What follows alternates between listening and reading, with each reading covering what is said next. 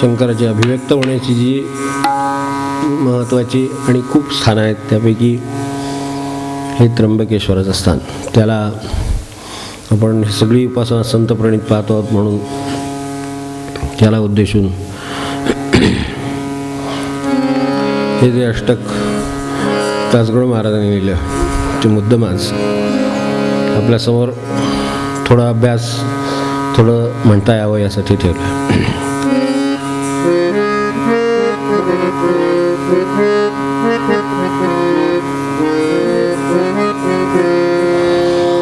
नमो प्रणतवत्सला भवहरा भवानी वरा. नमो प्रणतवत्सला भयहरा भवानी वरा. नमो परममंगला सकलवन्द्य गंगाधरा. नमो परममंगला सकलवन्द्य गंगाधरा. नमो पशुपते शिवा सकल व्यापका शंकरा. नमो पशुपते शिवा सकल व्यापका शंकरा. नमो पतित पावना तुझसी त्र्यंबकेशा हरा. नमो पतित पावना तुझसी त्र्यंबकेशा हरा. बसून मन हे उगे विविध कल्पना त्या करी. बसून मन हे उगे विविध कल्पना त्या करी. तरंग वरचावरी उठती व्यर्थ नाना परी. तरंग वरचावरी उठती व्यर्थ नाना परी. म्हणून स्थिरते करी मदीय चित्त सर्वेश्वरा.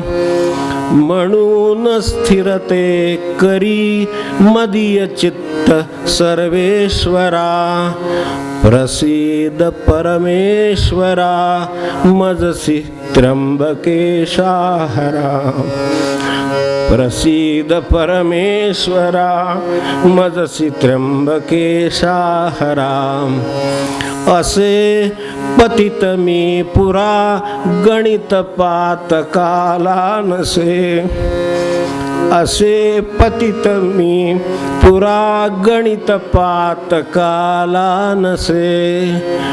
कळे परित्यजावया मनमुळीन त्यागे तसे. कळे परित्यजावया मन मुळीन त्यागे तसे. समर्थ अकळावया खलमनास तू ईश्वरा. समर्थ अकळावया खलमनास तू ईश्वरा. प्रसीद परमेश्वरा मजसी त्र्यंबकेशा हरा. प्रसीद परमेश्वरा मजसी त्र्यंबकेशा हरा. खरेच अवलोकिता जगी नसे कुणाचे कुणी. खरेच अवलोकिता जगी नसे कुणाचे कुणी. असे असून वाढते जगीच असे असून वाढते उगीच प्रेम देवामनी. असे असून वाढते उगीच प्रेम देवामनी. गमेन मज प्रेम हे भवी बुडावया भोवरा, गमेन मज प्रेम हे भवी बुडावया भोवरा, प्रसीद परमेश्वरा मजसी त्र्यंबकेशा हराम, प्रसीद परमेश्वरा मजसी त्र्यंबकेशा हराम, प्रभो नुपजवी मनी उगीच प्रेम कोणाविषयी, प्रभो नुपजवी मनी उगीच प्रेम कोणाविषयी, अलिप्त नलिनी जलातून विभो तडागी जशी, अलिप्त नलिनी जलातून विभो तडागी जशी, तसे मजसी ठेवणे म्हणून जोडितो या करा, तसे मजसी ठेवणे म्हणून जोडितो या करा, प्रसीद परमेश्वरा मजसी त्र्यंबकेशा हराम, प्रसीद परमेश्वरा मजसी त्र्यंबकेशा हराम, नको मजसी संतती तशीच संचया संपदा, नको मजसी संतती तशीच संचया संपदा, परास मज पासुनी लवही त्रास ना हो कदा, परास मज पासुनी लवही त्रास हो ना कदा, वरो सतत लीनता, वरो सतत लीनता मन जसा लव्हाळा खरा, वरो सतत लीनता मन जसा लव्हाळा खरा, प्रसीद परमेश्वरा मजसी त्र्यंबकेशा हरा, प्रसीद परमेश्वरा मजसी त्र्यंबकेशा हरा, पुनीत करण्या जना जशी जगात गोदावरी, पुनीत करण्या जना जशी जगात गोदावरी, तशीच तनुच्यामध्ये वसत एक बुद्धी खरी, तशीच मनुजा तनुच्यामध्ये वसत एक बुद्धी खरी, परी विमल गौतमी समतिला कृपेने करा, परी विमल गौतमी समतिला कृपेने करा, तरेन मग मी भवी खचित त्र्यंबकेशा हराम, तरेन मग मी भवी खचित त्र्यंबकेशा हराम, कदा न बजसी घडो प्रभुवरा असत्संगती, कदा न मजसी घडो प्रभुवरा असत्संगती, कुतर्क कधी नाशिरो सुखदशा सुभक्ती पथी, कुतर्क कधी नाशिरो सुखदशा सुभक्ती पथी, हरिहरपदी सदा मदीय हेत गुंतो खरा, हरिहरपदी सदा मदीय हेत गुंतो खरा, गणो म्हणत पावणे मजसी त्र्यंबकेशा हरा, गणो म्हणत पावणे मजसी त्र्यंबकेशा हरा, गणो म्हणत पावणे मजसी त्र्यंबकेशा हरा.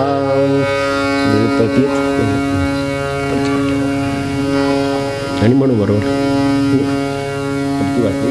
बरोबर म्हणू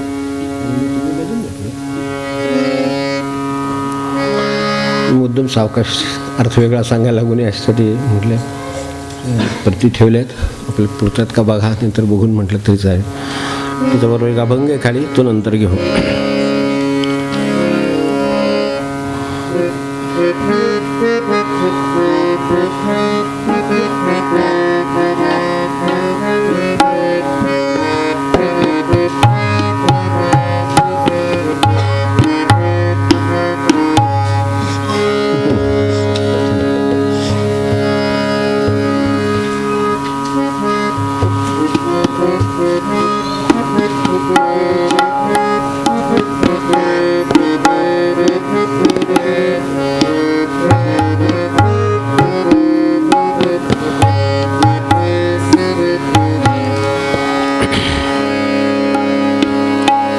उपासनेचा हा जर माझ्या जीवनाशी काहीच संबंध नसेल तर कार्यक्रम होईल. कार्यक्रम नको आहे, उपासना हवी आहे. तर असा जीवनाशी संबंध आहे. भले सगळं लागू नसेल, थोडं लागू असेल, पण कुठेतरी आपल्या मनाला काहीतरी त्याच्यात लागू असतं आणि ते ह्या उपासनेमुळे लक्षात येतं आणि ते आपल्याला सुधारण्याला प्रेरणा किंवा त्यांच्याकडे प्रार्थना करता येते. हे उपासनेचं मार्ग आहे. मला मिळालं की जाणवलं.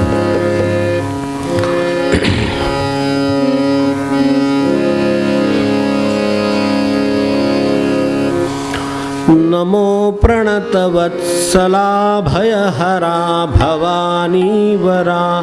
नमो प्रणतवत्सला भवानी वरा. नमो परममंगला सकलवन्द्य गंगाधरा. नमो परममंगला सकलवन्द्य गंगाधरा. नमो पशुपते शिवा सकल व्यापका शंकरा. नमो पशुपते शिवा सकल व्यापका शंकरा. नमो पतित पावना तुझसी त्र्यंबकेशा हरा. नमो पतित पावना तुझसी त्र्यंबकेशा हरा. बसून मन हे उगे विविध कल्पना त्या करी. बसून मन हे उगे विविध कल्पना त्या करी. तरंगवरच्यावरी उठती व्यर्थ नाना परी. तरंगवरच्यावरी उठती व्यर्थ नाना परी. म्हणून स्थिरते करी मदीय चित्त सर्वेश्वरा. म्हणून स्थिरते करी मदीय चित्त सर्वेश्वरा. प्रसीद परमेश्वरा मजसी त्र्यंबकेशा हरा. प्रसीद परमेश्वरा मजसी त्र्यंबकेशा हरा. असे पतित मी पुरा गणित पातकाला नसे. असे पतित मी पुरा गणित पातकाला नसे. कळे परित्यजावया मनमुळी न त्यागे तसे. कळे परित्यजावया मनमुळी न त्यागे तसे. समर्थ अकळावया खलमनास तू ईश्वरा. समर्थ अकळावया खलमनास तू ईश्वरा. प्रसीद परमेश्वरा मजसी त्र्यंबकेशा हरा. प्रसीद परमेश्वरा मजसी त्र्यंबकेशा हरा. करेच अवलोकिता जगी नसे कुणाचे कुणी. करेच अवलोकिता कुणाचे कुणी. असे असून वाढते उगीच प्रेम देवामनी. असे असून वाढते उगीच प्रेम देवामनी. गमे न मज प्रेम हे भवी बुडावया भोवरा. गमे न मज भोवरा. प्रसीद परमेश्वरा मजसी त्र्यंबकेशा हरा. प्रसीद परमेश्वरा मजसी त्र्यंबकेशा हरा. प्रभो नुपजवी मनी उगीच प्रेम कोणाविषयी. प्रभो नुपजवी मनी उगीच प्रेम कोणाविषयी. अलिप्त नलिनी जलातून विभो तडागी जशी अलिप्त नलिनी जलातून विभो तडागी जशी तसे मजसी ठेवणे म्हणून जोडितो या करा तसे मजसी ठेवणे म्हणून जोडितो या करा प्रसिद्ध परमेश्वरा मजसी त्र्यंबकेशा हरा ईश्वरा मजसी त्र्यंबकेशा हरा नको मजसी संतती तशीच संचया संपदा नको मजसी संतती तशीच संचया संपदा परास मज पासुनी लवही त्रास हो ना कदा परास मज पासुनी लवही त्रास हो ना कदा वरो सतत लीनता मन जसा लव्हाळा खरा वरो सतत लीनता मन जसा लव्हाळा खरा प्रसिद्ध परमेश्वरा मजसी त्र्यंबकेशा हरा प्रसिद्ध परमेश्वरा मजसी त्र्यंबकेशा हरा पुनीत करण्या जना जशी जगात गोदावरी पुनीत करण्या जना जशी जगात गोदावरी कशीच तनुच्या मध्ये वसत एक बुद्धी खरी कशीच तनुच्या मध्ये वसत एक बुद्धी खरी परी विमल गौतमी समतीला कृपेने करा विमल गौतमी समतीला कृपेने करा हरे नमग मी भवी खचित त्र्यंबकेशा हरा हरे नमग मी भवी खचित त्र्यंबकेशा हरा कदा नमजसी घडो प्रभुवरा असत्संगती कदा नमजसी घडो प्रभुवरा असत्संगती कुतर्क कधी नाशिरो सुखदशा सुभक्ती पथी उतर्क कधी नाशिरो सुखदशा सुभक्ती पथी हरिहरपदी सदा मदीय हेत गुंतो खरा हरिहरपदी सदा मदीय हेत गुंतो खरा गणू म्हणत पावणे मजसी त्र्यंबकेशा हरा गणू म्हणत पावणे मजसी त्र्यंबकेशा हरा गणू म्हणत पावणे मजसी त्र्यंबकेशा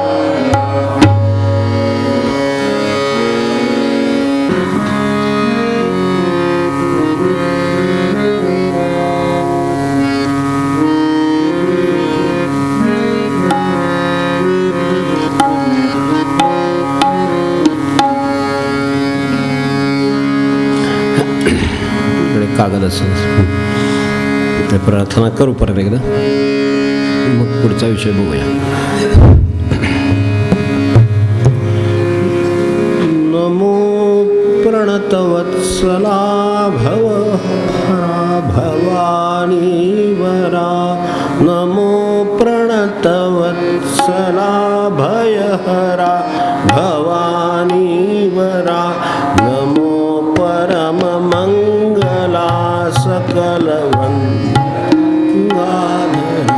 नमो परममंगला सकलवंद गंगाधरा नमो पशुपते शिवा सकल व्यापका शंकरा नमो पशुपते शिवा सकल व्यापका शंकरा नमो पतित पावना तुझसी त्र्यंबकेशा हरा नमो पतित पावना तुझसी त्र्यंबकेशा बसून मन हे उगे विविध कल्पना त्या करी बसून मन हे उगे विविध कल्पना त्या करी तरंगवर चावरी उठते व्यर्थ नाना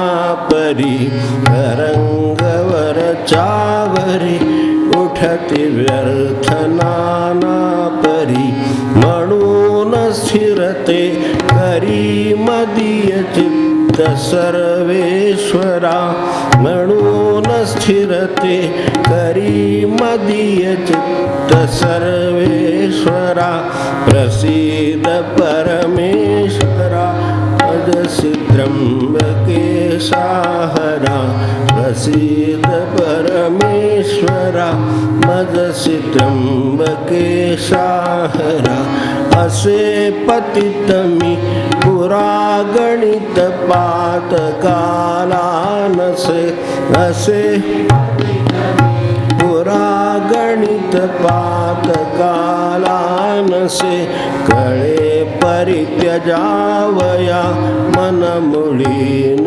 त्यागे तसे, कळे परित्यजावया मनमुळी न त्यागे तसे, समर्थ अकळावया खल मनास तू ईश्वरा, समर्थ अकळावया खल मनास तू ईश्वरा, प्रसीद परमेश्वरा मजसी त्र्यंबकेशा, प्रसीद परमेश्वरा, खरेच अवलोकिता जगी नसे कुणाचे कुणी, खरेच अवलोकिता जगी नसे कुणाचे कुणी, असे असून वाढते उगीच प्रेम देवा मनी, असे असून वाढते उगीच प्रेम देवा मनी, गमेन मज प्रेम हि भवि बुडावया भोवरा, गमेन मज प्रेम हि भवि बुडावया भोवरा, प्रसीद परमेश्वरा मजसी त्र्यंबकेशा हरा, प्रसीद परमेश्वरा मजसी प्रभोनुपजवी मनी उगीच प्रेम कोणाविषयी, प्रभोनुपजवी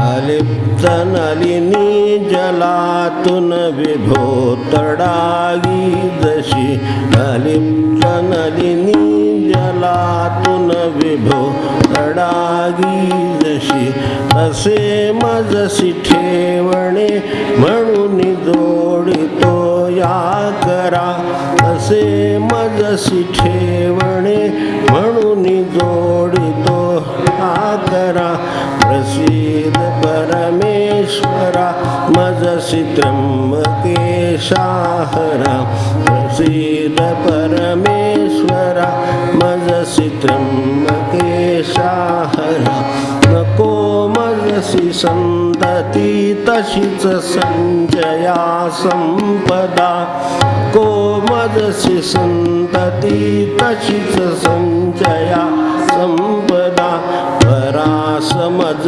पासुनी लवही त्रास होना कदा, परास मज पासुनी लवही त्रास होना कदा, वरो सतत लीनता मन जसा लव्हाळा खरा, वरो सतत लीनता मन जसा लव्हाळा खरा, प्रसीद परमेश्वरा मजसी त्र्यंबकेशा, प्रसीद परमेश्वरा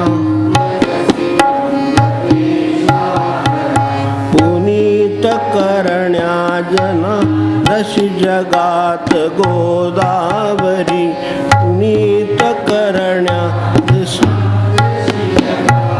गोदावरी, तशीच मनुजामध्ये वसत एक बुद्धी खरी, तशीच तनुच्यामध्ये वसत एक बुद्धी खरी परी विमल गौतमी समतीला कृपेने करा परी विमल गौतमी समतीला कृपेने करा तरेन मग मी भवी खचित त्र्यंबकेशा हरा तरेन मग मी भवी खचित त्र्यंबकेशा हरा कदा नमजसी घडो प्रभुवरा असत्संगती नमजसी घडो प्रभुवरा असत्संगती कुतर्क कधी नाशिरो सुखदशा सुभक्तिपथी कुतर्क कधी नाशिरो सुखदशा सुभक्तिपथी हरिहरपदी सदा मदीय हेत गुंतो खरा हरिहरपदी सदा मदीय हेत गुंतो खरा गणो म्हणत पावणे मजसी त्र्यंबकेशा हरा गणो म्हणत पावणे मजसी त्र्यंबकेशा गणो म्हणत पावणे मजसी त्र्यंबकेशा हरा.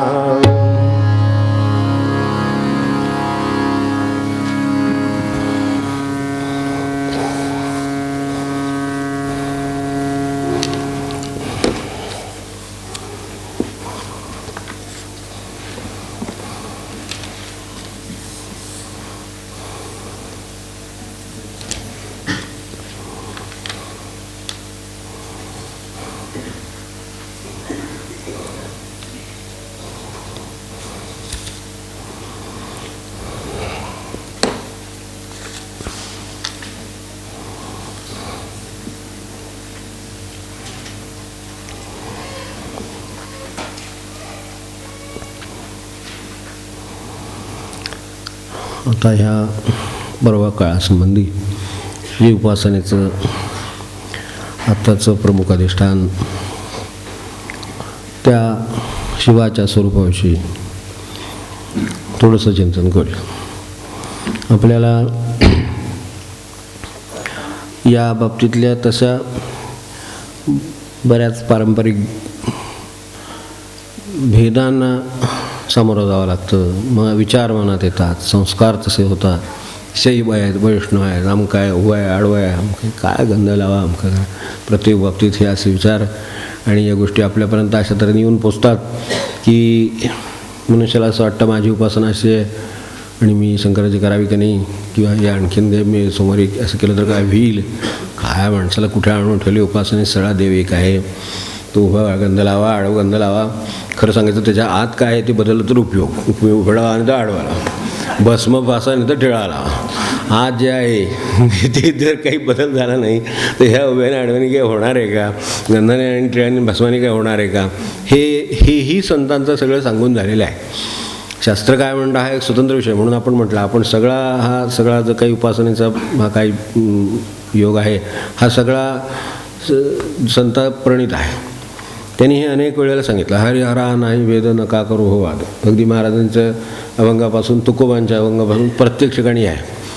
महाराज ज्या वेळेला सिद्धारूढ स्वामींच्याकडे गेले त्यावेळेला आपल्याला कल्पना असेल की त्यांना आमंत्रित केलं. सिद्धारूढ स्वामींची ही शंकराची उपासना आहे आपल्याला कल्पना असेल. कलावती यांच्याकडचं ही त्यांची आईंची उपासना ही आहे ही पण कल्पना आहे. पण त्यांना आदराने आमंत्रित केलं. त्यांनाही पूर्वकल्पना आहे की महाराजांचे ह्या रामोपासना करणारे शिष्य इथे आहेत. ते ज्या वेळेला तुमच्याकडे येतील त्यावेळेला माझ्याकडे त्यांना घेऊन या. हे सगळं आदरपूर्वक त्या लोकांनी केलेलं आहे संतांनी. आणि यांनीही त्यांचा तितकाच आदर हे सगळं मठात हुबळीच्या घडलेलं आपल्याला कल्पना आहे. आणि महाराजांनी सुद्धा म्हणजे त्यांनी देताना सुद्धा मान कसे दिले एकमेकांना किंवा काय स्थान ह्या उपासनांना दिलं हे किती समान होतं ह्याची कल्पनासुद्धा महाराजांच्या चरित्रातही आहे, तिकडे स्वामींच्या चरित्रातही आहे. सिद्धारूढ स्वामींनी सुद्धा त्यांच्या चरित्रामध्ये आपण पाहिलं असेल तर त्यांना महाराजांना बोलवून घेतल्यावर आसनस्थ झाल्यावर यांची स्वामींची स्वतःची शिष्यमंडळी बरोबर यांचे काही लोक बरोबर जिथे काही जे होते ज्यांच्या मध्यस्थीमुळे किंवा त्यांच्या कारणामुळे महाराज तिथे आले होते हुबळीमध्ये, तेव्हा त्यांना तिथं बोलावून घेतल्यावर ही सगळी शिष्यमंडळी स्वामींची बसलेली होती, सिद्धारूढ स्वामींची. जे शंकराचे उपासक आहेत, आता आपण म्हणतोय मंत्र हा नमः शिवाय अखंड तिथे सुरू असतं, आजही सुरू असतं.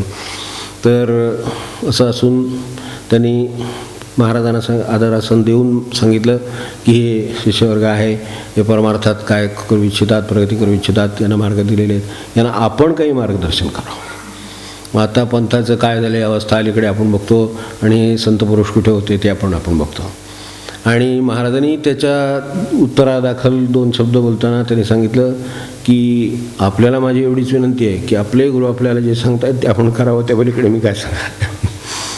ह्यात जी आनंद आहे आणि जो उपासनेचं मर्म आहे ते त्या संत मंडळींना कसं सापडलं होतं हे आपल्याला कल्पना आली तर मग आपल्याला जे कुठे इकडे तिकडे काही भेद ऐकू येतात, मनावर संस्कार होतात, ते आपण पटकन बाजूला करू शकू आणि मूळ आपलं काय ध्येय आहे त्याच्याकडे वाटचाल करू शकू.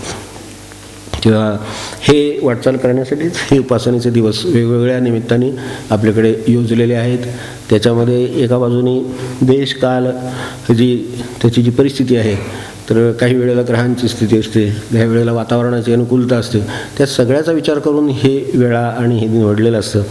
तर तशा विशिष्ट स्थितीचा आपल्याला अधिक लाभ मिळावा यासाठी हे वेगवेगळ्या प्रकारचे उत्सवाच्या मागे किंवा उत्सव म्हणण्यापेक्षा उपासनेच्या मागे प्रयोजन असतं. जसं ब्राह्ममुहूर्ताचं स्वतंत्र प्रयोजन आहे, प्रातःकाळाचं आहे, संधिकालाचं आहे, ह्या सगळ्या कालांची जशी प्रयोजन आहेत तशी या उपासनांच्या मागं तो एक विचार कायम आपल्या ह्या साधनेच्या मार्गात असतो. दुसरी गोष्ट की त्यानिमित्ताने आपलं अनुसंधान वाढावं, स्मरण वाढावं की आज आपण हे उपासनेला बसलो, महाशिवरात्र आहे, शंकराची उपासना करतो आहे, नामस्मरण करतो आहे, त्यात महाराजांची, सिद्धारूढ स्वामींची सगळ्यांची आठवण निघाली. आत्ता जाता निघाली आपल्या मनात. इथे इतरही कारणाने या वेगवेगळे जे आता मगाशी अभंग म्हटले गेले त्यानिमित्ताने सुद्धा असेल, ते झालेली असेल. तेव्हा आपलं अनुसंधान त्यानिमित्ताने भगवंताचा वाढावं हा दुसरा उद्देश त्याच्यातला असतो. हे का करावं लागतं तर अनुसंधान टिकेल अशी परिस्थिती दिवसभर नसते. ते जर आपोआपच टिकत असतं तर मग वाढायला वेगळे प्रयत्न करावे लागत नसते. अभ्यासाला बसावं सांगावं लागतं, अभ्यासाला बस, खेळायला जा, असं उठ आणि आता जा बाबा खेळायला असं काही त्याला म्हणावं लागत नाही. की उठ आणि बाबा ते आता काय लाव, बाबा ते व्हॉट्सअप लाव एकदा आणि तू काय ते बघ किंवा काय ते कर, काहीतरी सिनेमा बघ, आता लाव सिरियल, असं सारखं त्याच्या मागं लागलं रोज सकाळ दुपार असं काही होत नाही. ते सगळं बंद कर आणि आता अभ्यासाला बस, आपले मार्क कमी झाले हे सांगावं लागतं. म्हणजे हेच अनुसंधानाचं आणि आपल्या प्रपंचाची अवस्था आहे. त्यामुळं त्यांना हे सांगण्यासाठी हे अशा तऱ्हेच्या अनुसंधानाच्या निमित्ताचं हे काही उपासनेचं निमित्त करून ते अनुसंधान वाढावं म्हणून हे करायला सांगितलं. आता ह्या शिवोपासनेच्या बाबतीत इथं आत्ता आपण जी उपासना करतो आहोत ती त्या अर्थाने पारंपरिक नाही. एक बिल्वार्चन आपण करू, ठीक आहे, काही फुलं व्हायची तर त्याऐवजी हे करू, बाकी नामस्मरण केलं, बरोबर आहे. त्या अर्थाने ती पारंपरिक असण्यापेक्षा सुद्धा म्हणजे त्याच्यातलं जे मूल तत्व आहे, शिव म्हणजे मंगल आहे, कल्याण आहे, तेव्हा स्वस्तिकारक आहे, तर त्याच्यातलं जे काही गाभा असेल त्याच्यातला शिवाचीच का करतायत, जी मंडळी करतायत ती का करतायत, बाकीच्यांनी आपण जे करत नसतील त्यांनी समजा, पण म्हणण्यापेक्षा आपण करतोच आहोत, पण तरीसुद्धा आणखीन कोणी करत नसेल तर त्यांनी का करावी. तर आणि आत्तापर्यंत त्याचा साधारण इतिहास काय आहे या उपासनेचा हा बघावा म्हणून हे आत्ताचं निमित्त आहे. आणि किंवा हा वेळ देता आला तर त्यासाठी द्यायचं आहे. तेव्हा मुळात हे कल्याणकारक आहे ते कशावरून आहे, तर शिव हा जो शब्द आहे तोच मुळात वश म्हणजे एका अर्थाने प्रकाशित करणं. तर त्याचा वर्णव्यत्यास होतात अनेकदा, वशाचं शिव होतं, तर तशा तऱ्हेचं हे झालं, त्यातून हा शिवशब्द मुळात उद्भवलेला आहे. त्यामुळं शिव हा स्वयंप्रकाशित देव आहे. त्याच्या मागे जायला गेलं तर मध्ये वाटेत सगळे देव आहेत. आत्ता जे लागतात, जे अवतार आहे, जे आता अगदी कृष्णावतार, रामावतार, आपल्याला या क्रमाने मागे तुम्ही जायचं ठरवत तरीसुद्धा जे देव लागतात त्या सगळ्याच्या मागे मागे मागे गेलं तरी शेवटी पुन्हा शंकराचं स्थान आढळतंच. अगदी ऋग्वेदाच्या तिथे सुद्धा शंकराचं स्थान आढळतं. म्हणजे आद्यात आपल्याकडे एक ग्रंथ किंवा उपासनेचा काही धागा सापडतो त्या सगळ्याच्या मागं, आणि तिथे वर्णन असं आहे की हे स्वयंप्रकाशित आहे, या अर्थाने शिव आहे. तेव्हा आपल्याला असं आपली उपासनासुद्धा स्वयंप्रकाशितच असावी. ती कोणीतरी म्हटल्यावर होती ती परप्रकाशितच आहे. मार्गदर्शनासाठी कोणी सांगावं किंवा कोणी म्हणावं हे बरोबर आहे, पण आपण आपले उठूनच ते करायला बसलेले आहोत, आपण आपल्यालाच ती करावीशी वाटते आहे, ह्या अर्थाने उपासना स्वयंप्रकाशित असते असं मी समजतो. ती ज्याला अशी स्वतःलाच त्याची ओढ लागलेली आहे त्याची उपासना खऱ्या अर्थाने स्थिर झालेली आहे, त्यामुळे ती आपोआप वाढणारच आहे. ती स्वयंप्रकाशित आहे, ते नुसतं असलं की प्रकाश पसरतो. तसं आपण नुसतंच असलं तरी उपासना होत असते असं व्हावं, ह्याच्यासाठी उपासना आहे.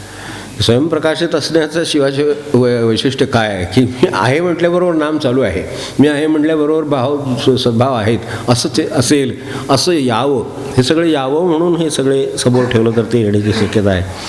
आत्ताच्या ज्या कल्पना चालत आलेल्या आहेत त्या साधारणपणे म्हणजे शंकराच्या बाबतीतल्या संहार, मृत्यू, साधारणपणे अशा नकारात्मक गोष्टी बऱ्याचशा त्या देवताला जोडून आहेत म्हणजे किंवा रूढ झाले, तर त्याच्यातल्या जास्त करून या निगेटिव्ह आहेत. बरोबर, संहाराचं काम आहे, मृत्यूचं काम आहे, विलयाचं काम आहे, अशी सगळी कामांचे देवता आहे. म्हणजे आणि दुसरे त्रिगुणात्मकही आहे मानलं गेलं म्हणून त्यातलं सुद्धा संहाराचं आहे. उत्पत्ती स्थिती लयमध्ये सुद्धा उत्पत्ती स्थितीमध्ये आपण शंकराचा समावेश न करता तो जास्त करून लयाच्या बाबतीत केलेला आहे. उत्पत्ती स्थिती करणारे ब्रह्मा विष्णू आणि त्याच्यात हे महेश हे तयाचे आहेत असं आपण मानतो. पण ही सगळी खूप नंतरची कल्पना आहे. जर इतिहासाचा किंवा ह्या उपासनेचा विचार केला, त्याच्या मुलाचा विचार केला, तर तिथे मुळात हे एकच दैवत आहे की जे ही तिन्ही कामं करत आहे असं आढळतं. हे आपल्याला लक्षात ठेवायला हरकत नाही. असं जो काही हे थोडक्यात म्हणजे आजच्या भाषेत सांगायचं असं विनाशाचं किंवा विलयाचं जे ब्रँड झालं थोडक्यात त्याच्या बाबतीत ते ब्रँड झालेले आहे ते आजच्या भाषेत. ते नंतर ब्रँड झालं, तसं काही पूर्वी नव्हतं. ते जेव्हा एकच देव आहे तोच निर्माण करतो, तोच आपल्याला धारण करतो आणि तोच कधीतरी याचा संहार करून हे सगळ्या विश्वाची समाप्ती करतो असं खरं शिवकल्पनेमध्ये मूळ आहे. आणि त्याच्या आधी हे नंतरच्या सगळ्या कल्पनामध्ये जसं या ऐतिहासिकदृष्ट्या काही वेळेला होतं ही आर्य अनार्य द्रविड आहे, तिकडे हे आहे, उत्तरेकडून आलेले लोक आहेत, दक्षिणकडचे लोक आहेत, मूलस्थानी लोक आहेत, इतर आदिवासी आहेत, असं कितीतरी जसे प्रकार आहेत तसे त्याच्या उपासना त्याच्याबरोबर येऊन होणारे प्रकार हे शिवाच्या बाबतीत सुद्धा झाले. त्यावेळेला हे काही गोष्टी एकत्रित केल्या गेल्या आणि ज्या आधीच्या उपासनेच्या होत्या त्याच्याशी या जोडून घेताना हे विभाग झाले. असं थोडं या कल्पनेचा संबंध आहे. मुळात या शिवकल्पनेचा विकास जे मी म्हटलं आपल्याला वेदकालापासून झाला, तर त्याची पहिली कल्पना ही रुद्राचीच आहे. सगळ्यात पहिल्यांदा कल्पना त्याची रुद्राची आहे, त्यातही संहाराची आहे. फक्त ती त्या अर्थाने तिथं फार मोठी आहे असं नाही. तिचा खरा विकास आहे तो पुढच्या वेदामध्ये आहे, यजुर्वेदामध्ये आहे, पुढच्या वेदांच्यामध्ये आहे, अथर्ववेदामध्ये आहे. त्यामध्ये सहस्राक्ष म्हटलं आहे किंवा त्याला श्रद्धा आणि आदराचा विषय अशा अर्थाची उपासनेचा त्यांचं म्हणणं आहे. तर आणि ते त्या वेगवेगळ्या अर्थामध्ये ते आहे. तेव्हा मधल्या काळात यजुर्वेदात जे म्हणजे आज जे आपण शंकराचं चित्र पाहतो की पिंडीचं स्वरूप आहे किंवा असं काही आहे, तर असंही त्या काळात कुठे काही नाही आहे. मुळात हे दैवत आहे आणि जसं इतर दैवतांचं स्वरूप आहे तसंच ते आहे. तेव्हा हे जे समोर जे चित्र आपले आहे जे अनेक ठिकाणी वेगवेगळ्या ठिकाणी असतं पण किंवा साक्षात्काराला ज्यांच्या येतं त्यांनासुद्धा तसं होतं. आजसुद्धा त्रिमुखी दत्त हे आपण म्हणतो, पण ज्यांना दत्त दर्शन झालेल्यांचे जे दृष्टांत म्हणून आहेत त्यांना एकमुखी दत्ताचं दर्शन झाल्याचे हे जास्त आहेत, अनुभव जास्त आहेत. म्हणजे इथे निरंजन स्वामी आहेत त्यांचंसुद्धा दर्शन आहे ते एकमुखी दत्ताचं आहे. त्याचं आज मिरजेत त्याचं एक देऊळ आहे, त्यांना जसं दिसलं तसं दत्ताची मूर्ती 2 घडवल्या होत्या मूर्ती, त्यापैकी एक मूर्ती आजही आहे आणि ती याच्यात आहे, मिरजेत आहे. मागे आपला स्वामींच्या विषयी ज्यावेळा संकीर्तन झालं त्यावेळा हा विषय निघाला होता, त्याच्याही आधी पूर्वी एकदा निघाला होता. तेव्हा हे जे शंकराविषयीचं जे त्यावेळचं चित्र आहे, त्यावेळचा अनुभव आहे, लोकांचे दृष्टांत आहेत, ते सगळे आसनस्थ किंवा ध्यानस्थ असा बसलेला देव असेच आहेत. त्यामुळे आपण तेही लक्षात ठेवायला हरकत नाही की ते असंच आहे असं नाही. ते आपण आपल्या परीनं पुढे ज्या वेळेला इतिहासात हे ज्याच्या त्याच्या कल्पना त्यात मिसळत गेल्या त्याच्या काही मनाच्या ह्या होत्या त्यानुसार कल्पनानुसार त्यात भर पडत गेली, तशी ही चित्र बदलत गेलेली आहेत. आज आपण ज्या स्वरूपात ध्यानस्थ चित्र पाहतो ते खरं सर्वात प्राचीन चित्र ते आहे. त्या अर्थाने तशा स्वरूपाचं आहे, एकांतस्थानी आहे आणि डोळे मिटलेले आणि तो ध्यानस्थ आहे, अशीच शंकराचे स्वरूप अत्यंत आद्य स्वरूप ते आहे.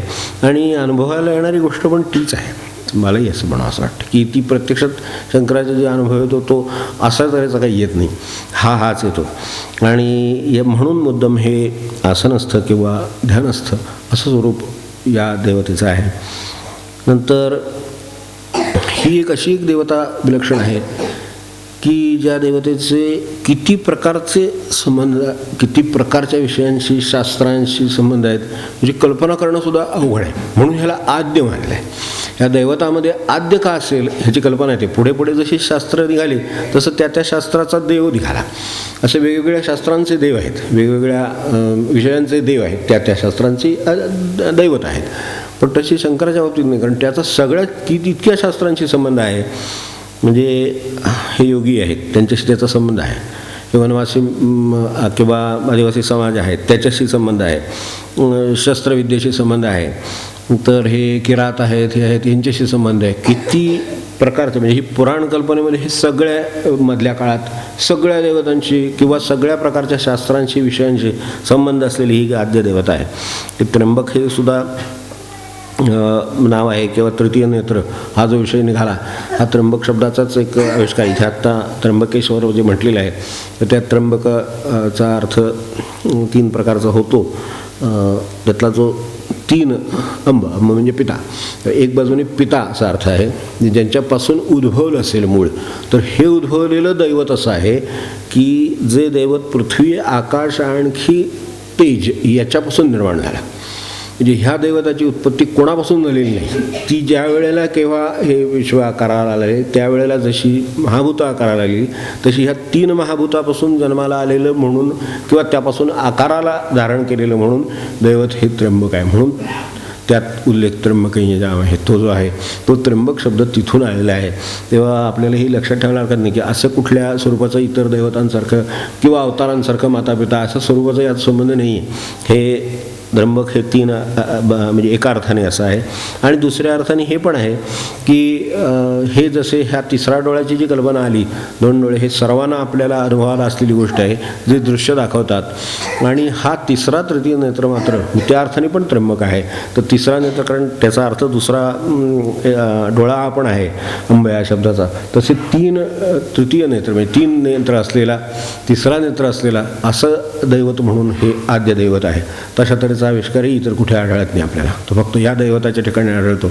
आणि त्याला आपल्या पारमार्थिक भाषेमध्ये जर ह्या दैवताची जर उपासना म्हणून पाहिली तर बाकीच्या दैवतांच्यामध्ये ह्या तुलनेचा विषय नाही, समजून घेण्याचा विषय आहे. तर त्यात हे डोळ्यांचे ह्या 2 डोळ्यांचा म्हणजे दृश्य जाणण्याचा विषय आणि तृतीय नेत्र हा अदृश्य ओळखण्याचा विषय आहे.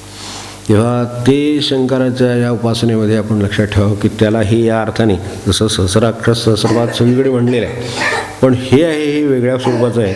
हे अदृश्य जाणणारं अदृश्य पाहणारं अशा अर्थाचं त्याचं तृतीय म्हणून त्र्यंबक शब्द हा आला. आणि आत्ता आपण म्हटलं त्या पदामध्ये सुद्धा तो किंवा त्या स्थानावर सुद्धा तो शब्द प्रचलित जास्त आहे. नंतर विशेष म्हणजे ही जी रामोपासना आहे तिचा ह्या शिवोपासनेची खूप जवळचा संबंध आहे. ते तर आपल्याकडं कितीतरी वेळा ते सांगितलेलं आहे. त्यांनीही त्याची उपासना केलेली आहे कारण हे दैवत आद्य आहे अधिक. त्यामुळं त्याच्या मदतीची किंवा त्याच्या सहाय्याची गरज ही त्यावेळेलाही लागली. त्यावेळेला रामाने ती काय उपासना केली वगैरे आपल्याला कल्पना आहे. त्यामुळं आणि म्हणूनच पुढे हरिहरा नैवेद्य वगैरे हे सगळे पुढे त्याचे उल्लेख आले. त्यात स्वतःची जी शिवसंहिता म्हणून शिवाच्या विषयी जी अनेक आहे, शिवपुराणे खूप गोष्टी आहेत आपल्याकडे. स्तोत्रामध्ये शिवमहिमा आहे, अमकं तुमकं आहे, तसं शिवपुराण आहे किंवा शिवसंहिता आहे. तर शिवसंहितेमध्ये हा सगळा म्हणजे रामकथेचंच वर्णन आहे शिवसंहिता म्हणायचं. पण शिवसंहितेमध्ये शिवाच्या विषयी सांगितल्यानंतर सगळं बाकीचं सगळं रामाचं इतिहास आणि रामाचं सगळं वर्णन असलेलेच शिवसंहिता दिसते. त्यानंतर यातले हा जो एक वेगळा पाशुपतास्त्र वगैरे जे निघालं ज्याचे ते मूळ पाशुपत हा जो संप्रदाय तोही सगळा संप्रदाय शिवापासूनच निर्माण झालेला आहे. म्हणजे शिवाचा संबंध इतक्या ठिकाणी येऊन गेलेला आहे की कोणता मार्ग राहील. आता उदाहरणार्थ तंत्रमार्ग आहे, मंत्रमार्ग तर आहेच आहे, तंत्रमार्ग आहे त्याचासुद्धा स्वामी तोच आहे. एवढा नाथपंथ आहे, मत्स्येंद्रनाथांपासून उत्पन्न झाला पण तो शंकरापासून निघाला परत. हे सगळं पुन्हा त्या शंकराच्या उपासनेकडे जातं. म्हणून हे सगळ्या पंथामध्ये पुन्हा मूळ आद्य कुठेतरी त्याचा जसा दत्तात्रयांचा जसा गुरुपदाचा संबंध जसा दत्तात्रयांशी येतो त्यातसुद्धा पुन्हा शंकर आहेतच. पण त्याच्याही मागे गेलं की प्रत्येक ठिकाणी ही शंकराची उपासना असलेली आपल्याला आढळते. तेव्हा तंत्रमार्गामध्ये तर आहेच आहे, नाथ संप्रदायामध्ये आहेच आहे, दत्त संप्रदायामध्ये तर त्याचा भागच आहे. किंवा जे इतरही जारणमारण विद्या इतर विद्या ज्या आहेत सगळ्या त्या विद्यातही त्याचं स्वामी तोच आहे. कला नृत्य नाट्य ते आपल्याला माहिती की त्याही ठिकाणी पुन्हा शंकराचं स्थान आहे. जे हे एक आश्चर्य वाटतं की एका देवाच्या किती ठिकाणी त्याचा आविष्कार झाला असेल किंवा त्याला दैवत मानलं गेलं असेल. आणि योग्यांच्यामध्ये तो शिव तो महायोगी मानलेला आहे. योग्यांच्यामध्ये त्याची समाधी मोडणं हा सुद्धा मोठं कठीण काम आहे. अशी समाधीतला महायोगी आहे.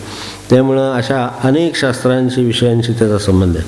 अगदी स्वतंत्र म्हणून त्यांच्या संवादातून अनेक म्हणजे शिवपार्वतीच्या संवादात पुढे ज्या वेळेला पुढच्या काळातल्या ह्या सगळ्या गोष्टी आहेत म्हणजे तो काळ म्हटलं तरी पुराणांचा म्हणजे 2-3 हजार वर्षापूर्वीचा काळ आहे.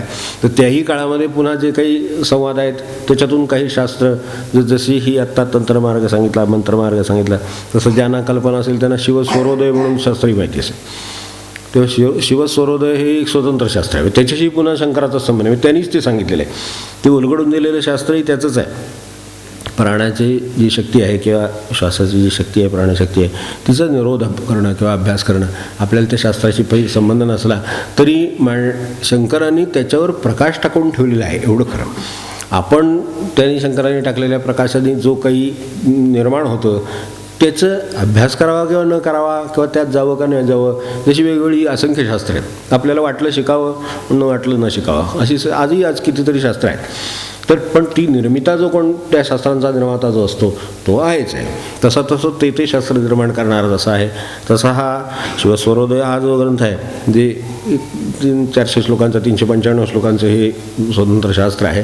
तर तेही केवळ या वेगवेगळ्या गोष्टी सिद्ध व्हाव्यात वेगवेगळ्या गोष्टी प्राप्त व्हाव्यात याच्यासाठी जी शास्त्र आहेत त्याच्यामधलं ते पण शास्त्र आहे ते निगडीत पुन्हा शंकरांनी ते पार्वतीला समजावून सांगितलं या स्वरूपाच्या भाषेमध्ये आहे. पण मूळ शंकरांनी निर्माण केलेलं किंवा स्पष्ट केलेलं शास्त्र आहे.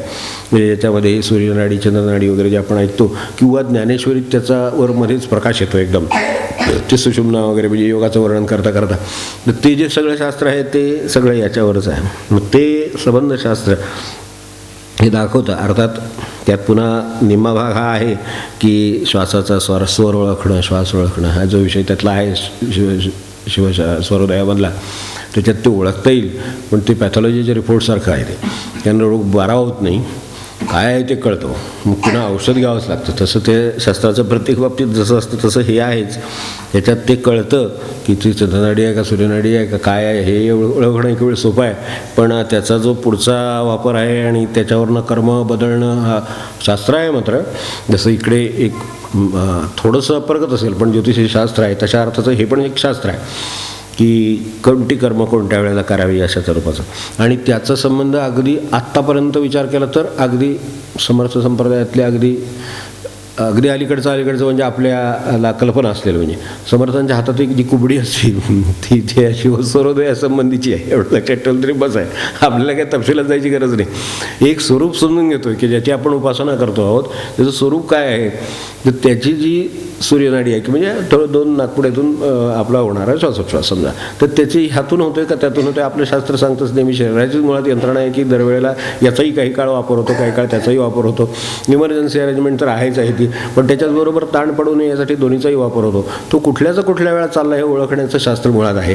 कुठल्यातून सारखा बदलण्याचं शास्त्र आहे ते तिसरं. तर अशा तऱ्हेचे 3 प्रकार त्याचे होतात. ते ओळखण्याचं शास्त्र शिवस्वरोदय आहे ते पण त्याच्यातच आहे. तेही शंकरांनी त्याचं स्पष्ट करून दिलेलं आहे. आणि त्याचा वेगवेगळ्या तत्वांशी संबंध कसा आहे त्या तत्वांचा कार्याशी संबंध कसा आहे आणि ती कार्यकारणं बदलायची असेल तर हे बदलल्यावर ते कसं बदलतं हे पण सांगून ठेवलं त्याच्यात. म्हणजे काय त्यांनी कुठे काय सांगून ठेवलेलं आहे याची कल्पना येणं सुद्धा अवघडच आहे. त्याच्यातलं हे आत्ता मला आठवलं त्याच्यावरनं ते कुबडीवरनं आठवलं की समर्थांच्या शास्त्रातली जी म्हणजे आपल्या त्यांच्या बरोबरच्या याच्यात संप्रदायातली किंवा विशेषतः समर्थांची जी कुबडी आहे ती सुद्धा ती धारण करण्याची ती तशी डावीकडे पण ठेवता येते उजवीकडेही ठेवता येते. की हा स्वर बदलण्यासाठी आहे. ही कल्पना पण आपल्याला कधी फारशी नसते, पण ती जी कोंबडी आहे ती नुसतीच काय ह्याच्यात धरण्यासाठी नाही आहे, ती डावीकडे किंवा उजवीकडे ठेवण्याने हा नागपुडीचा श्वास बदलता येतो असं ते शास्त्र आहे. आपल्याला त्यात पडायचं नसलं तरी शास्त्र आहेत खूप आणि त्याचा विस्तार खूप आहे आणि ते आहे एवढं खरं आणि त्यानुसार ते बदलतंही खरं हे आपल्याला माहीत असावं. पूर्ण हा सगळा म्हणजे अगदी अलीकडचं म्हणजे आपल्याला रामोपासनेशी किंवा समर्थांच्या उपासनेशी निगडीत असलेली गोष्ट आहे. त्यातली कुबडी त्या संदर्भातली आहे की याच्यातून स्वर बदलता येतो. त्याचबरोबर याच्यातून जे निर्माण झाले म्हणजे स्वर्गदयाचा प्रश्न का आला तर त्याच्यातून खूप गोष्टींशी त्याचा पुढे संबंध आहे. आपल्या आयुष्यात ज्या नेहमीच्या घडतात त्या खूप गोष्टींशी संबंध आहे. अगदी बाकीचा कुठला सोडला तरी वैद्यकाचा संबंध त्याच्याशी आहेच. तो पुन्हा शंकराशी स्पर्ध आहे. तो ह्या स्वर्गदेमध्ये आहेच, पण शंकराचा सुद्धा ह्या वैद्यकाशी संबंध आहे. म्हणजे ह्यानुसार जर सूर्यस्वरावर तुम्हाला औषधं निर्माण करायची असेल तर जर दिव्य किंवा साध्या स्वरूपाची औषधं त्यावेळेला नाही निर्माण करायची, त्यावेळेला तीव्र काय औषधं असतील तर ती सूर्यनाडीवर निर्माण करायची. निर्माण करताना औषधशास्त्र जे औषध निर्माणशास्त्र आहे त्याच्यातसुद्धा ह्या सूर्यनाडीवरती कोणती औषधं निर्माण केल्यावर त्याची परिणामकारकता किती वाढते किंवा ती योग्य कशी होतात किंवा चुकीची होत नाहीत, तर ह्याच्यासाठी त्याचासुद्धा विचार हा शंकराच्या शास्त्रामध्ये आहे. आणि तसंच दुसऱ्या बाजूने चंद्रस्वरावर जर ती केलेली असतील तर तो चालू असताना निर्माण केलेली असतील तर ही जी दिव्य औषधं आहेत किंवा साधी औषधं आहेत जी अशा तऱ्हेची तीव्र नाहीत अशा स्वरूपाच्या औषधं म्हणजे औषध निर्मितीच्या शास्त्राशी सुद्धा या म्हणजे कशाशी संबंध नाही हे शोधणंच जरा अवघड आहे. असं आपले साधारणपणे आता काय आयुष्यात या गोष्टी असायच्या त्या सगळ्या गोष्टींची त्या मुहूर्तापासून सगळ्या गोष्टींशी संबंध आहे. ते मुहूर्ताचं सुद्धा ते पुस्तक आहे ते सुद्धा त्याच्याशी निगडीत आहे. किंवा हे शंकराचं एकूण स्वरूप आपल्या लक्षात समोर असावं याच्यासाठी सांगितलं. हे काही विषय फार वाढवण्याचा विषय नाही, थोडक्यात सांगावा. फक्त एक कल्पना असावी की सर्वात आद्य दैवत म्हणून ते आहे. त्याचा अनेक शास्त्रविषयांशी संबंध आहे.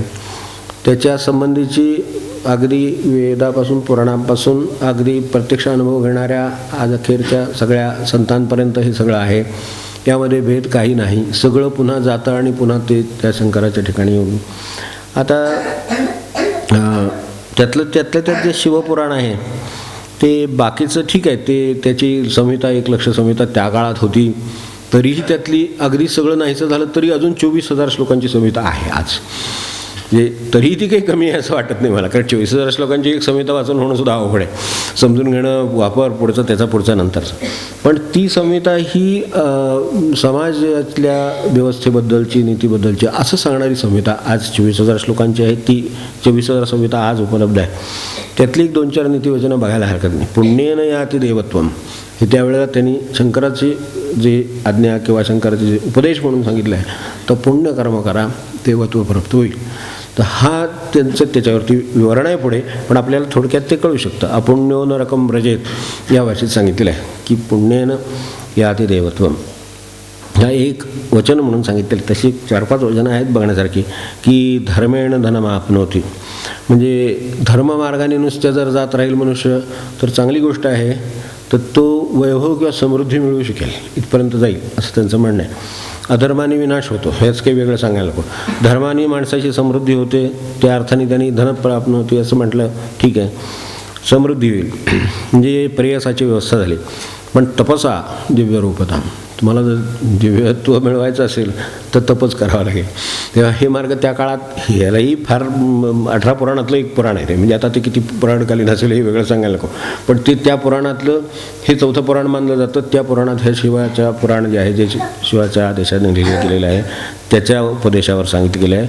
त्यात त्यांनी तेव्हा हे सांगितलं आहे की तुम्ही हे धर्म पालन कराल तर त्यानुसार तुम्हाला समृद्धी किंवा हे मिळेल, वैभव किंवा प्रयासाची सोय होईल, पण तपश्चर्या कराल तरच खरे उद्धरण झाले. हेही आहे. एक विशेष गोष्ट त्यात आढळते ती म्हणजे ह्या वचनं बरीच असतील तरी त्यातली काही 2-3 म्हणजे ते एक विशेष आहे की गुरुर्देव काय आहे. गुरु आपल्याकडे ह्याच्यात उपनिषदामध्ये सुद्धा हे म्हटलेलं आहे आचार्य देवो भव, तिथे आहेच की त्यांना देव मानलेलाच आहे. पण यांच्या दृष्टीनं गुरुर्देवो यथा साक्षात, म्हणजे ज्या ठिकाणी साक्षात गुरु राहतो तद्गृहम देव मंदिरम असं एक विधान करून ठेवलेलं आहे त्यावेळेला. ते मंदिर समजावं ज्या ठिकाणी गुरु राहतात. त्याला वेगळ्या मंदिराची गरज नाही असं त्यांनी त्या काळात हे शंकरांनी उपदेश देताना सांगून ठेवली. वेगळीच गोष्ट आहे, कधी एरवी आढळली नाही.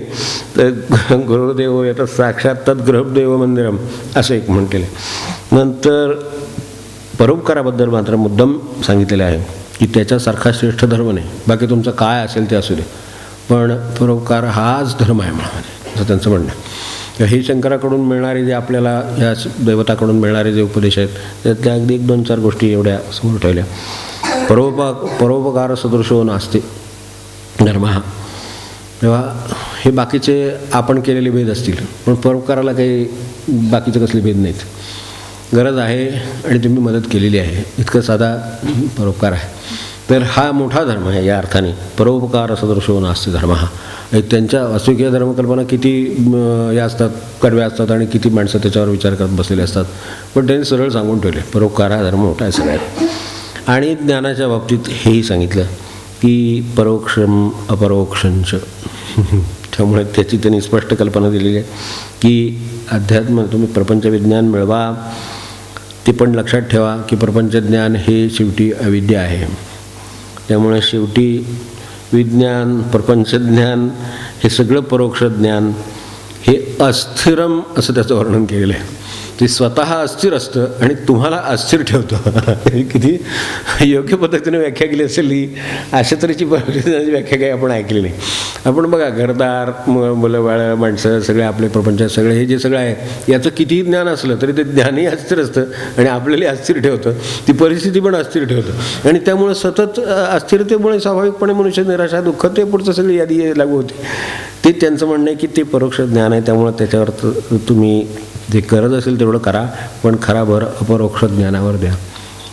अपरोक्षंच द्विविधम हे बरोबर आहे, पण परोक्षम अस्थिरम प्राहु अपरोक्षम तु सुस्थिरम.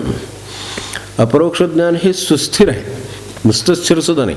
त्याच्या काळात त्यांच्या काळात त्यांना स्वतःला या आत्मविद्येचा अनुभव आहे तो जितका स्थिर आहे तितकाच तो इतकी हजारो वर्ष गेली तरी स्थिरच आहे. अध्यात्मात या अर्थाने परमार्थात बदल होत नाही, म्हणजे सत्संगाला पर्याय नाही किंवा या पद्धतीनं मनुष्य आनंद प्राप्ती करून घेऊ शकतो ज्याला त्याच्या कशाची गरज जरूर लागत नाही. हे सगळ्या सिद्धांत अबाधित आहेत. या अर्थाने ही जी विद्या आहे ज्याला आपण आत्मविद्या म्हणू, अपरोक्ष म्हणा, काही म्हणा, अपरोक्षंतो सुस्थिरम हे अत्यंत स्थिर विद्या. ह्याच्यात या अर्थाने काही बदल होत नाही. इथे काल एक आहे, आज एक आहे, उद्या एक आहे, परवा एक आहे, प्रपंचातही आहे, विज्ञानातही आहे, बाहेरच्या प्रपंच ज्ञानातही आहे, सगळीकडे असं राहील. त्यामुळे हे माणसाने वेळीच ओळखावा असं त्यांचा संदेश आहे. तो फक्त आपण लक्षात ठेवा की हे ओळखावा आणि त्यानुसार करावा. आणखीन एक याच्यातल्या मंत्रांच्या संबंधित जसा ओम नमः शिवाय आहे तसा आणखीन एक ज्या ऋषींनी जे मंत्र सांगितले त्यामध्ये शिवाय नमः हा सुद्धा मंत्र एक पंचाक्षरी मंत्र म्हणून सांगितला गेलेला आहे. एवढं फक्त आपल्याला संदर्भासाठी लक्षात ठेवायला हरकत नाही. शिवाय नमः असा त्या काळात एक ऋषींचा मंत्र आहे, सिद्ध मंत्र त्यांच्यापैकी. तर हा तर आहेच आहे, याच्याबद्दल दुमतच नाही. नंतर आता हे सगळं ठीक आहे, आपल्याला वेळ कमी आहे, आपल्याला पुढे निश्चित कालाच्या आधी आपली बाकीची उपासना अजून नामस्मरण व्हावं, मौन व्हावं, हे सगळं व्हायचं आहे अजून. तर ह्याच्या संदर्भात मात्र थोडं शिवोपासनेबद्दल आपण काय करावं. समजा आपली कुठलीही उपासना कुठल्याही प्रकारची असू दे, कुठल्या गुरूंनी सांगितलेली असू दे, या सांगितलं असं दैवत वेगवेगळी असू देत, ती काय कृष्णाची असो, रामाची असो, आणखीन काय असो, शंकराची असो, कुठलीही असो, आपली कुठलीही उपासना असू दे ती शेवटी आद्य उपासनेला शंकराकडे जाऊन पोचणार हे लक्षात ठेवावं आणि त्या अर्थाने त्या उपासनेचा आदर ठेवावा. आणि बाकीचे जे भेद आहेत हे सगळे मानवांची निर्माण केलेले आहेत, प्रदेशामुळे निर्माण झालेत, आक्रमण अतिक्रमण ह्याचमुळे निर्माण झाले. तर असं लक्षात ठेवून त्या बाकीच्या बाह्यांगात किंवा त्या भेदात न अडकता आपले मूळ उपासनेकडे लक्ष असावं. त्या सर्वाचं मूळ हे आहे हे लक्षात असावं. उपनिषदात त्यावेळेला जेव्हा म्हटलं ज्ञात्वा शिवम शांतीम अत्यंतमेति, जर माणसाला सर्वात शेवटी शांतिकारक जर काही गोष्ट असेल तर शिवाची उपासना आहे, तेव्हा ती उपासना आपल्या उपासनेच्या आणखीन मागे उभी आहे हे लक्षात ठेवलं तरी प्रत्येकाच्या उपासनेच्या मागे शिवोपासना आहे हे लक्षात येतं. म्हणून ही आपण उपासनेची ही संधी त्यांच्या कृपेने आपल्याला मिळाली, ती घेता आली आणि ती घ्यावी अशी वाटली, ती एवढ्यासाठीच आहे. तर त्याचबरोबर आपण आजच्या स्वरूपात शंकराच्या स्थितीकडे पाहत असू तरीसुद्धा उत्पत्ती स्थिती लय आहे हे सगळं आहे. तर आपल्यासह सर्व गोष्टींना उत्पत्ती स्थिती आणि लय लागू आहे. एवढं जर लक्षात ठेवलं तरी व्यवहारात आपण फार गोष्टीत गुंतायचं काही कारण नाही कुठल्या, आणि कुठल्याही गोष्टीनं फार अस्वस्थ व्हायचं काही कारण नाही, कारण सगळ्यालाच उत्पत्ती स्थितीनं लय लागू आहे. नुसतं एखादी वस्तू घेतली आणि ठेवली आणि वापरली आणि मोडली असं जे आपल्याला वाटतं तसं आपल्यासकट सगळ्याच गोष्टीचं आहे. एवढं लक्षात ठेवलं तर खूप काम होईल, नाहीतर फार अडचण होती. म्हणजे उगाच आपला वेळ आणि बाकी सगळं. आता बाकी सगळं म्हणजे कशासाठी की नोकरी धंदा आहे, इस्टेटी आहे, पैसा आहे, प्रतिष्ठा आहे, अमक्या तमक्या सगळ्या गोष्टींचा हे शेवटी उत्पत्ती स्थिती लयमध्येच सगळं मोडतं. एवढं लक्षात ठेवलं तरीसुद्धा मग बाकीच्या त्यामुळं हे काय होतं, हे विचार आल्यामुळं चित्ताला एक शांतता येते. हां ठीक आहे, असं होणारच आहे. नोकरी लागली याचा आनंद आहे, टिकली याचा आनंद आहे, पण सोडावी लागणार हेही लक्षात ठेवलंच पाहिजे. हे जर लक्षात ठेवलं तर निवृत्ती हा भीतीचा विषय राहत नाही मग. किंवा त्यानंतर काय, किंवा त्यानंतर विमनस्कार, त्यानंतर मग आणखीन पुन्हा अस्वस्थ, हे आत्ता व्हायचं काही कारण. हे सगळं असंच चालू आहे, असंच चालू होतं, आज इथे राहणार, पुढे तसंच राहील. तर हे जर लक्षात ठेवलं तर याच्यासाठी उपाय काय, तर मगाशी सांगितलं तसं जे सुस्थिर आहे ती आत्मविद्या मिळाल्याशिवाय याला मार्ग नाही. तुम्ही काही असा नोकरीत लागायची असो, ती लागलेली असो, नाहीतर गेलेली असो, नाहीतर जायची असो, काय असेल ते असो, आत्मविद्येशिवाय माणसाला स्थैर्य मिळणार नाही, आनंद मिळणार नाही. एवढं लक्षात ठेवलं तरी शिवोपासनेचं काहीतरी. आता थोड्या 1-2-3 गोष्टी गमतीच्या म्हणून मला सहज वाटतात म्हणून सांगायच्या वाटतात म्हणून ह्या आता शिवोपासनेचं ते शक्य आहे म्हणून सहज माझ्या मनात येतं. इतके देवता आहेत, शिवाची काय गंमत आहे ती वेगळी आहे, एवढं खरं मात्र. त्याच्यावर तसं त्या अर्थाने त्याच्यावर कामं फार टाकले आणि अन्याय मात्र फार केला आहे असं वाटतं मला. तुम्हाला वाटतंय हा उपासनेत, आता ह्याच उपासनेत आहे आणि शंकर हे आशुतोष आहे, तो फार शांत आहे, सगळं ऐकून घेणार आहे म्हणून बोलायचं, नाही तर एरवी बोलूनच. पण हे पण बोलावं असं वाटतं काही वेळेला, मनात येतं एवढी गोष्ट खरी की सगळे बाकीचे देव आहेत, सगळे जनस्थानात, शहरात वगैरे सगळीकडे. म्हणजे एक मुद्दा सांगतो वाटलं तर, सगळ्यांची वस्ती कशी बघा, अगदी मध्यवर्ती जागी चौकात वगैरे सगळे असं असतं. सर्वसाधारणपणे हे बिचारे आपले निर्जन असतात, हे सगळे जनस्थानात, शहरात आणि हे निर्जन स्थानात. का त्यांना तसं आहे बघा. आणि आता हा उत्सवाला सुद्धा आपण बसलो आहे त्यांच्या वाटेला सगळ्या रात्री. शेवटी महाशिवरात्री अगदी कमी पडल्या, सगळ्या चतुर्दशी त्यांच्याच आहे, पण त्या सगळ्या चतुर्दशीची उपासनासुद्धा प्रदोष काळ आहे, रात्रीचं आहे, सगळं त्यांच्या वाट्याला, सगळ्या इतर दैवतांच्या वाट्याला छान दिवस ठरेल. ही जर यांचीच कृपा असली पाहिजे, कारण पुढची ती हे आद्य दैवत आहे, त्यामुळे भौतिक त्याचाच हा मोठेपणा आहे. त्यांनी सगळं आपल्याकडे घेतलं. जाऊ देत, कारण सांगतो, बाकीचं राहू दे, एक उदाहरण जरी लक्षात ठेवलं तरी पुरेसं आहे. हे तर सगळं वर्णनच आहे. आणखीन खूप बाबतीत असं आढळतं म्हणून मला हे वाटलं म्हणून आपल्याशी बोललो की हे जनस्थानात, ते वनस्थानात मी म्हटलं तसंच निर्जनस्थानात हे तर आहेच आहे, पण हे ह्यांचे मोठेपणा आहे हा सगळ्यात मोठा, की हा शिवाचाच मोठेपणा एवढा आहे. म्हणून बघा तुम्ही, ते अमृताचं झालं गोंधळ, तर ते अमृत पिणार आहे ही सगळी मंडळी. आता काय सांग, हालाल यांच्या वाटेला ते कोण, त्यात कोण शेअरिंगला तयार नाही, हो की नाही. देव असो दानव असो काय असेल ते असं, पण त्यातलं काही हे करायला तयार होतोय का, किंवा ठीक आहे ते पण आलंय ते वाटून घेऊया, तसं हे पण वाटून घेऊया, हे वाटायला कोण तयार नाही. त्यावेळेला सगळे शंकराकडे धावा. अरे ते आहे मात्र लास्ट कोर्स म्हणतात तसं ते आहे खरं, की त्या अर्थी ते आद्यदैवत असलं पाहिजे याबद्दल मला काही शंकाच राहिलेली नाही आता. कारण जिथे देवही अडले, जिथे त्यांचंही अमृताची स्वार्थ असेल समजा, किंवा अमृताची त्यांना आशा असेल, पण ह्यांना अमृताची आशा तर नाहीच, पण हलाल पचवण्याची तयारी. मग ह्याच्यापेक्षा शिकायचं काय असते मला सांगा, प्रपंचात तर ह्याच्यापेक्षा काय शिकायचं असते.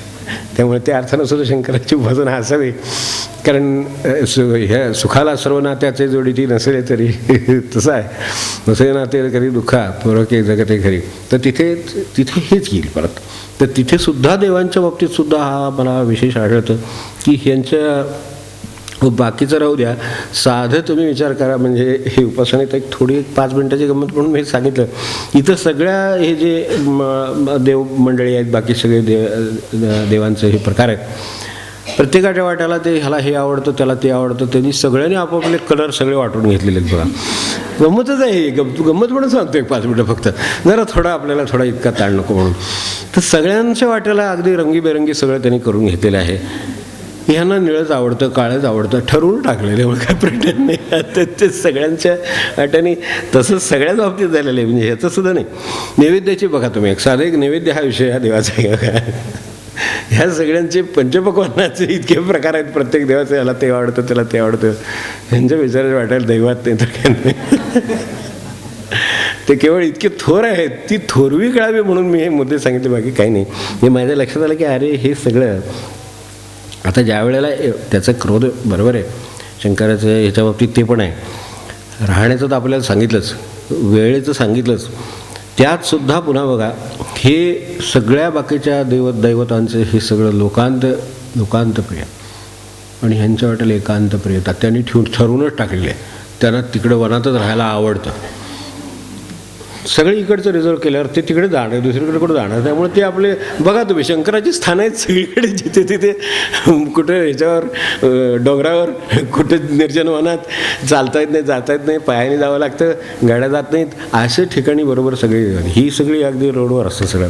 तर हे जे काय आहे बाबा देवांना त्यांनी एवढी मोठी सूट देऊन ठेवली, असं नाही दैवत भेटायचं. म्हणूनच ते भोळा आहे म्हणतात, ते खरोखर दैवत खरोखर भोळा आहे. ही सगळी यादी बघितली असेल, अशी किती यादी आहेत. नैवेद्यापासून त्या रंगापासून त्या सगळ्या ह्याच्यापासून राहण्याचं. आणि ते सुद्धा निवास करायची वेळ आली तर ह्यांना स्मशानात वाटत काय म्हटलं. आपण एक नुसतं नाव काढलं तर माणसाला अस्वस्थता येते, आणि त्यांची वस्ती मात्र अरे त्यांची वस्ती पण चांगल्या ठिकाणी असू दे की चांगल्या ठिकाणी. पण हे वाट्याला आलंच तर लगेच ते जसं हे दिलं, इकडे अमृत आणि तिकडे विष दिलं, तसं हे हलाल त्यांना सांगितलं. तसं ही वेळ आलीच तर त्यांची तिथं ते रमतात स्मशानात, असं त्यांचं वर्णन केलं आहे. तर हे सगळं आहे खरं.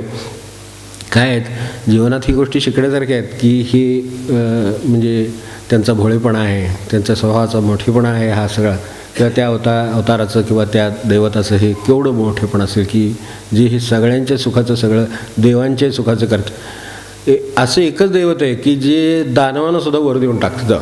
एवढी उपासना केली त्यांनी, तपश्चर्या केली. हे विष्णूने वगैरे फारसे असे कधी वर दिलेत वगैरे आपण बघा आता, म्हणजे आपण जर आपला अभ्यास जास्त असेल बघा तुम्ही, तर त्याच्यात ते असं वर बिर ह्यांच्याकडून किती लोकांनी वर मिळवलं. हे बाणासुराने मिळवलं, ह्याने मिळवलं, रावणाने मिळवलं, सगळ्यांनी मिळवलं. ते उद्देश करायला लागतं नंतर. पण ते पाहतात की तपश्चर्या काय आहे ती त्याच्यापेक्षा जास्त आहे. तर ती ह्या दर्जाची तपश्चर्यानं ह्या दर्जाच्या तपश्चर्याला ह्याला दिलं पाहिजे, घेऊन टाकतो. इतकं सहजपणे देऊन टाकणारं हे एकमेव दैवत. तेव्हा असं आहे, त्याची थोरवी लक्षात ठेवावी दैवताची. आणि इतकं असून पुन्हा त्याचे इतकं शांत दैवत नाही, ते आपलं ध्यानस्थ असतं. त्याला हे जगाच्या उद्योगात काही इंटरेस्ट नसतो या अर्थाने. बाकीचे आपल्याला कल्पना आहे. तर हे सगळं त्यांना ह्या जगाचं सगळे देव आपलेच हो, त्यामुळे आपण त्यांच्याशी बोलू शकतो असं. तर त्यामुळं त्यात पाहिलं तर ह्यांचे सहकार ठिकाणची जी शांती आहे, ते जे ध्यान लावलेलं आहे ते आपल्या आनंदात आहे. केव्हाही तुम्ही बघा की इकडे देवांना अडचणी आल्यात, मानवांना अडचणी आल्यात, दानवांना अडचणी आल्यात, आणि त्यावेळेला जाऊन ह्यांच्याकडे प्रार्थना करून ते ध्यान मोडायचं किंवा शांती त्यांची भंग करायची वेळ आलेली आहे. आजपर्यंत जे म्हणून काही वाचलं असेल तर त्याच्यामध्ये असे प्रसंग जास्तीत जास्त आहेत की ज्या वेळेला त्यांच्याकडे जावं आणि मग ते ध्यान सोडायचं आणि हे काय असेल ते मिटवायचं, उत्तरं निर्माण. बरं, त्यांना ह्यात काही इंटरेस्ट आहे म्हणून होतं, ते कुठले इंटाने दिसत आहेत बघा तुम्ही. हा एक महादेव असा आहे म्हणून ते महादेवच म्हणलेले आहे. त्याला देव नाही, महादेवच म्हणलेले.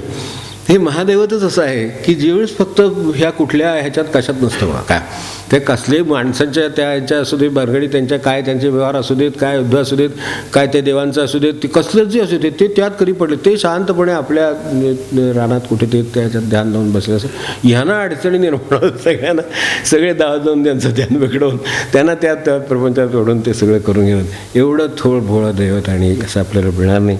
आपल्याला योग त्यांनी जाणून दिला, नाहीतर आपल्याकडून काय उपासना होती मग सांगा.